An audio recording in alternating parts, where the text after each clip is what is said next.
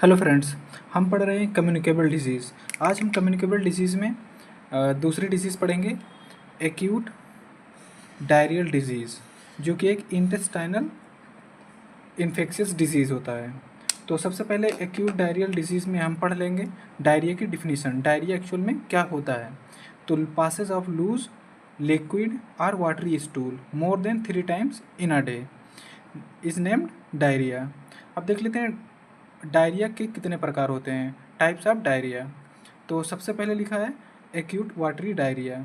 Acute watery diarrhoea का मतलब होता है कि last several hour to days, dehydration होगा, वेट लॉस होगा, कॉजेटिव एजेंट होगा Vibrio cholerae, E coli and rotavirus.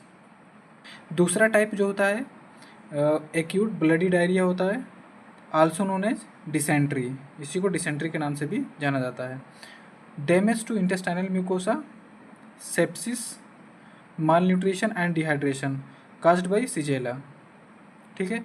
Number third जो होता है persistent diarrhoea, last 14 days or longer, malnutrition, non intestinal infection and dehydration होता है। Person with other illness such as AIDS. Persistent diarrhoea होगी तो उसमें एक कंडीशन हो सकती है कि ऐसे पर्सन को एड्स डेवलप हुआ हो उसके अंदर।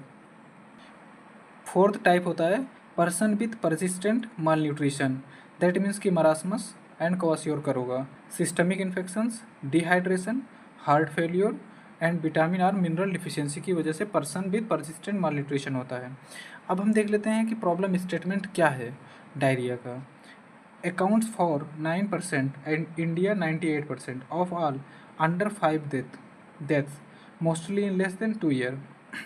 अब हम डायरिया का एपिडेमियोलॉजिकल डिटर्मिनेंट देख लेते हैं। एपिडेमियोलॉजिकल डिटर्मिनेंट क्या होता है? एपिडेमियोलॉजिकल डिटर्मिनेंट में सबसे पहले पढ़ेंगे एजेंट फैक्टर।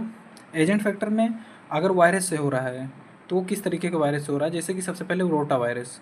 तो रोटा वायरस में देख लेते हैं leading cause of diarrhoea in under 5 year. 5 year के चिल्ड्रन में लीडिंग काज होता है डायरिया का रोटा वायरस।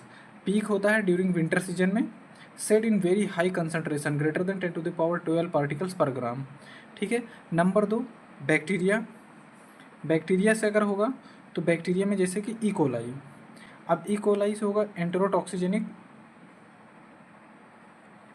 ई कोलाई से होगा तो enterotoxigenic Escherichia coli cause acute watery diarrhoea. Acute watery diarrhoea cause कराता है इन एडल्ट्स एंड चिल्ड्रन में कराता है। अगर बैक्टीरिया के जरिए होगा जो कि ई कोलाई काज करेगा तो ये एक्यूट वाटरी डायरिया काज कराएगा एडल्ट और चिल्ड्रन में। Most common cause of traveller diarrhoea. Traveller diarrhoea में मोस्ट कॉमन काज होता है ई कोलाई का। और सिजेला अगर कराएगा high percentage of mortality.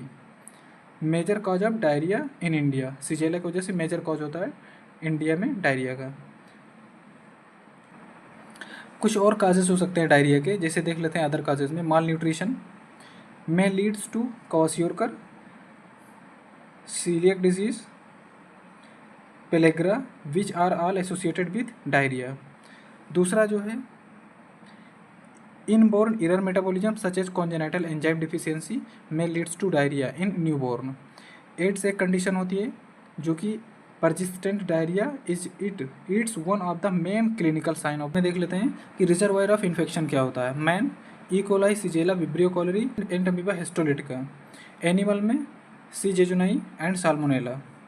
Host factor क्या होता है एपिडेमियोलॉजिकल डिटरमिनेंट में देख लेते हैं। Highest incident in 6 to 11 months when weaning occurs. Weaning that means कि जब बच्चा दूध पीना छोड़ देता है, धीरे धीरे ब्रेस्ट फीडिंग रुक जाती है, तब यानी 6 महीने से 11 महीने के बीच में हाईएस्ट इंसिडेंस होता है। इन्वायरमेंटल फैक्टर क्या होता है डायरिया का? बैक्टीरियल डायरिया सबसे ज़्यादा वार्म एंड रेनी सीजन में फैलता है, और वायरल डायरिया जो होती है ड्यूरिंग विंटर सीजन में। ठीक है। अब देख लेते हैं जो डायरिया होता है उसका मोड्स ऑफ ट्रांसमिशन क्या होता है। एक तो फीको ओरल रूट होगा, water borne and food borne. ठीक है। अब हम देख लेते हैं कि डायरिया डिजीज़ को कंट्रोल करने के लिए कौन कौन से प्रोग्राम आए थे। जैसे कि शॉर्ट टर्म में अगर डायरिया है तो एप्रोप्रिएट क्लिनिकल मैनेजमेंट करेंगे, oral rehydration therapy, intravenous rehydration कराएंगे, एप्रोप्रिएट फीडिंग, कीमोथेरेपी कराएंगे या जिंक सप्लीमेंटेशन। लॉन्ग टर्म में अगर है तो better MCH care practices, maternal nutrition, child nutrition को मेंटेन करेंगे। प्रिवेंटिंग स्ट्रेटजी क्या है? Sanitation, health education and immunisation. Thank you. यहाँ पर हमारा डायरिया कंप्लीट हो गया है। अगर आपको लेक्चर पसंद आया हो तो लाइक करें, चैनल सब्सक्राइब करें। Thank you.